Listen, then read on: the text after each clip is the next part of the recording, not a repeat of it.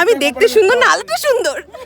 What? Please যাবো না। করলে তো 1000 টাকা বোঝা যায়। আরে আমার 1000 টাকা জান পারবি? আরে পারবি। আমি এটা আমাকে জোর করে। ভাই সত্যি বলছি আমি ওটা